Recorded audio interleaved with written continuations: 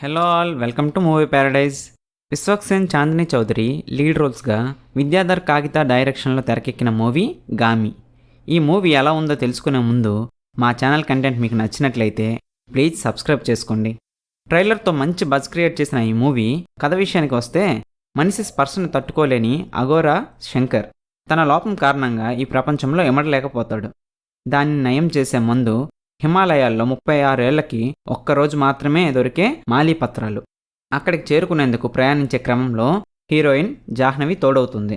దీంతో పాటు ఒక దేవదాసి కూతురు అయిన చిన్నారి మరియు చైనా బోర్డర్లో ఒక ల్యాబ్లో ఇరుక్కుని బందీగా ఉన్న ఒక యువకుని కథ ప్యారలల్గా హీరో కథతో పాటు రన్ అవుతూ ఉంటాయి.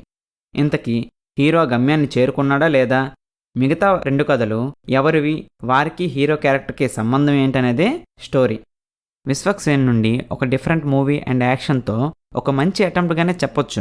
తన క్యారెక్టర్కి 100% ఎఫర్ట్స్ ఇచ్చాడు. అలాగే చాందిని చౌదరి, అభినయ కూడా బాగానే చేశారు.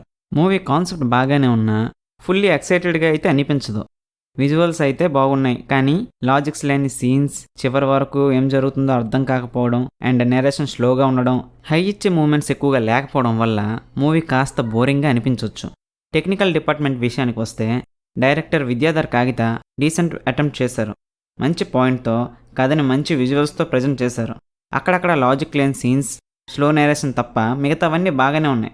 Music by Naresh is good. Cinematography by Vishwanath Reddy CH is also good. Editing by Raghavendra Thirun is okay. Visual effects is good.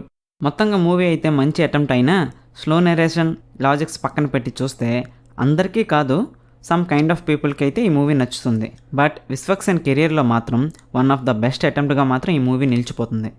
ఈ మూవీకి movie Paradise rating is 2.5 out of 5. మా ఈ రివ్యూ మీకు నచ్చినట్లయితే ప్లీజ్ లైక్ అండ్ షేర్ చేసేయండి. మరిన్ని అప్డేట్స్ కోసం మా ఛానల్ని సబ్స్క్రైబ్ చేసుకోండి. Thanks for watching.